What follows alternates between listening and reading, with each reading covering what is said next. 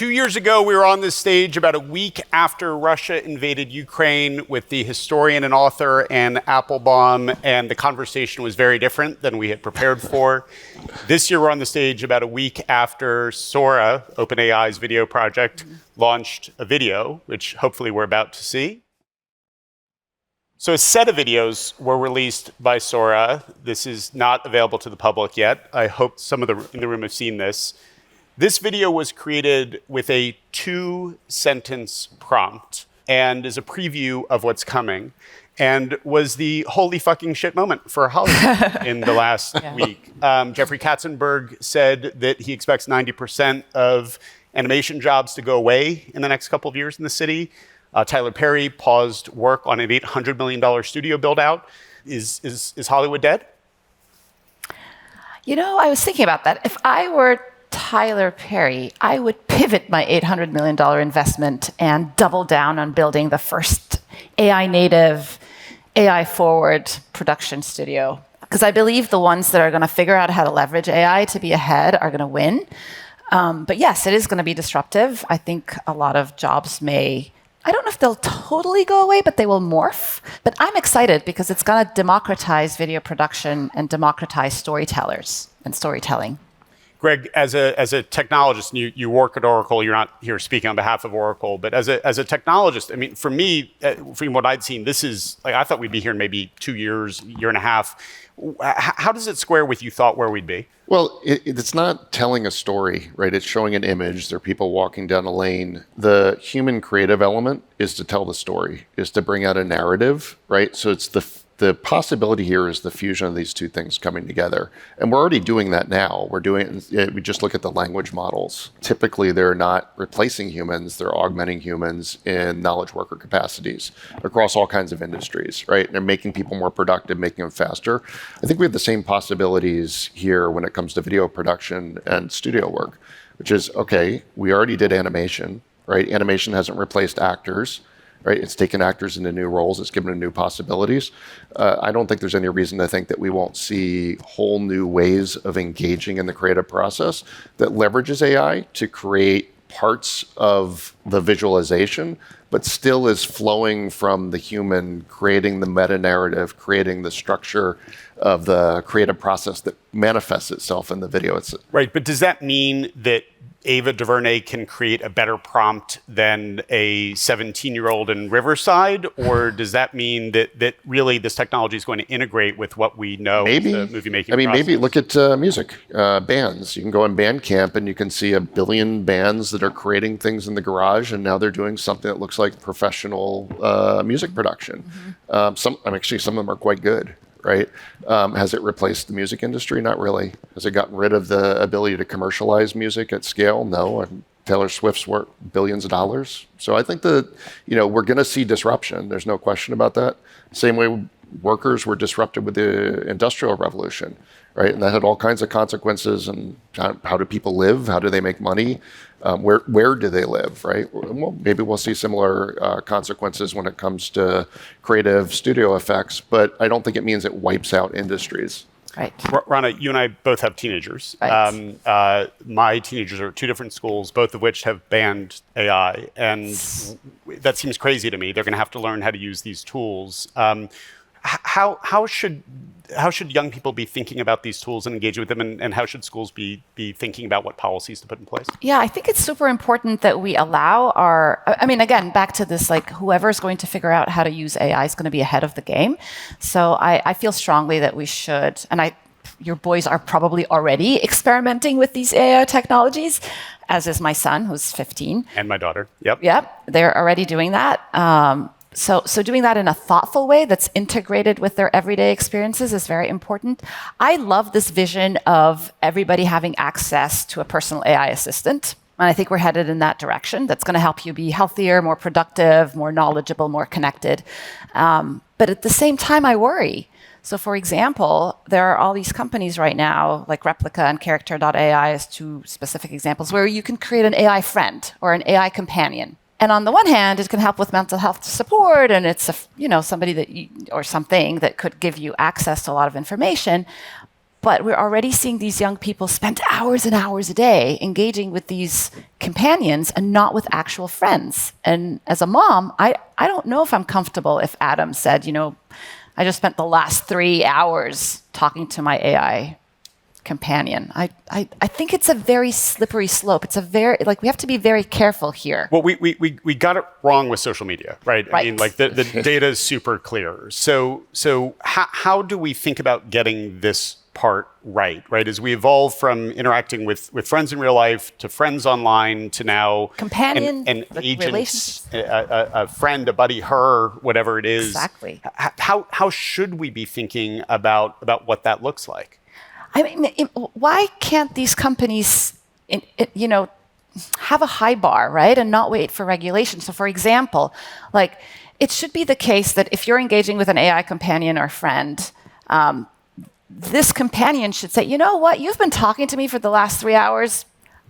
I think end of conversation. Go do something else. Go out in the real world. This is Ready Player One, spoiler alert, shutting down the Oasis for a couple days a week to insist on human interaction. Exactly. But that's not aligned with the company's kind of incentive to maximize engagement, right? And maximize intimacy. So there's a potential conflict with the business model, at least short term. Exactly. So Greg, can we count on companies to think about this long term and think about the humanity of it? I don't think we can count on consumer companies to do the right thing for kids. History would suggest that doesn't maybe not seem so to much. be, and we learned the hard way, right? But we should also reflect on some of those lessons.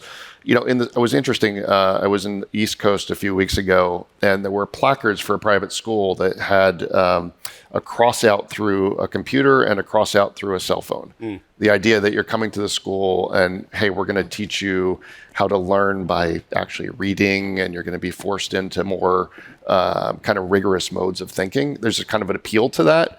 On the same token, the world is out there. You can't hide people from it. You can't hide kids from it.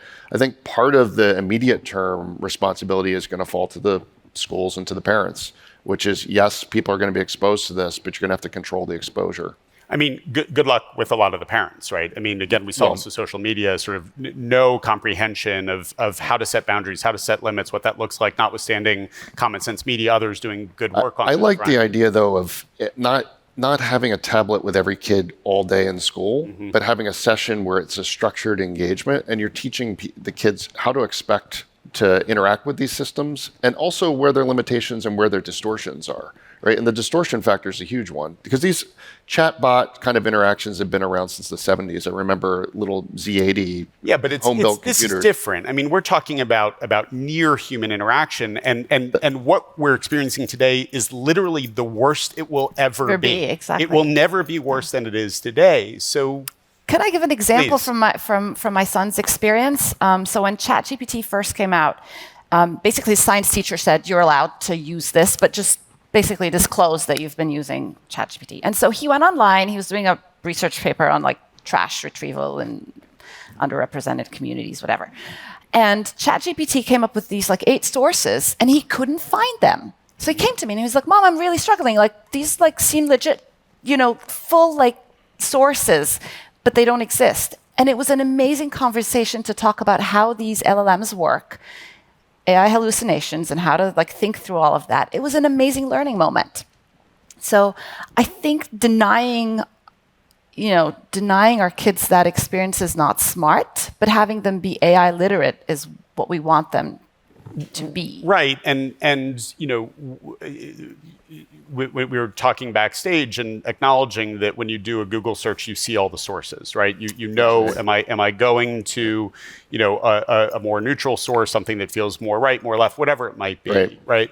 And what you're getting out of these LLMs is largely unsourced. And in fact, copyright holders have engineered prompts to replicate their entire copywritten IP, right? So now we've got lawsuits against OpenAI and others dealing with that. So I mean, education can't be the only answer here. Right. Greg, you're acknowledging that companies historically have not done a great job self-regulating. Maybe that's not what we can count on. I worked in Washington. I was chief counsel to United States Senator. I'm well qualified to say how spectacularly unqualified Washington is to regulate this. Yeah. So what's the answer here? Well, the answer may not be entirely one or the other, right? It's not binary. We're going to have collaboration. We're going to have cooperation from a public-private perspective. But one of the things companies should start to look at is how the technology is built in and of itself. The large language models today that most people interact with on the internet, they're just sucking in all this information, copyrighted, non-copyrighted, like this corpus of the internet. And then when you talk to it, what are you getting? You're getting that reflected back through a series of filters or a series of contextual evaluations. There is a technique called retrieval augmented generation that can completely invert that. So in an educational setting, for example, you could have the models always defer to something outside of itself to get the information that's going to use in the response to the prompt. So if you have a school curriculum that's built on Macmillan textbooks, you could set these models up to never look inside themselves, look at the external document corpus from Macmillan, and answer questions that are in a curated way. Okay, great. But Rana, if the textbooks are approved by the state of Texas or approved by the state of California, we're going to get very different answer sets, right? So how should we be thinking about that? I think it's very hard to completely get rid of bias, but a lot of these models have unintentional bias built in them. And I think that's where the big problem is, and we have to be very intentional and thoughtful about both data and algorithmic bias. A lot of it comes back to like literacy, like understanding how these models work and the importance of the data and all of that. But at the end of the day, I'm a huge advocate for thoughtful regulation. I think we need to keep pushing for that.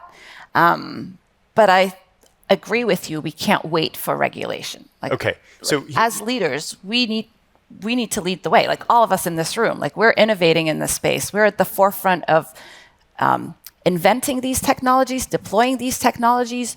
We should be thinking about the unintended consequences ahead of time.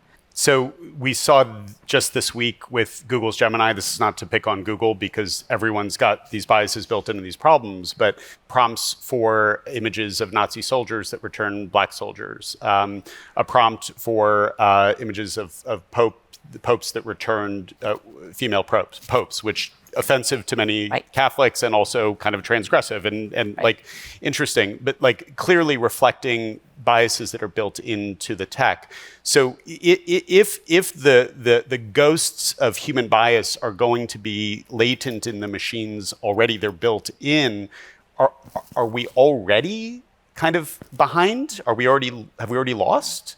Yeah, we forget that these models are built by humans, right? And so you kind of build these biases into, it's a reflection of society and it's a reflection of whoever's building these models.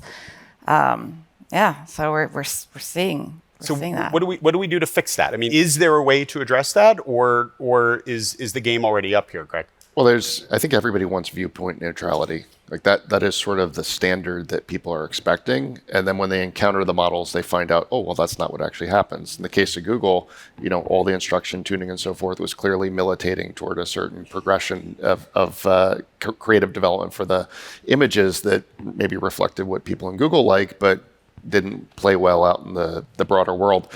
One solution may simply be that we need more than just a Google providing these kind of services, right? There may be companies that have a very different orientation, and people can choose to use which models and which services reflect their own values. Because there's nothing inherently wrong with creating some of the controversial images. It's what artists do.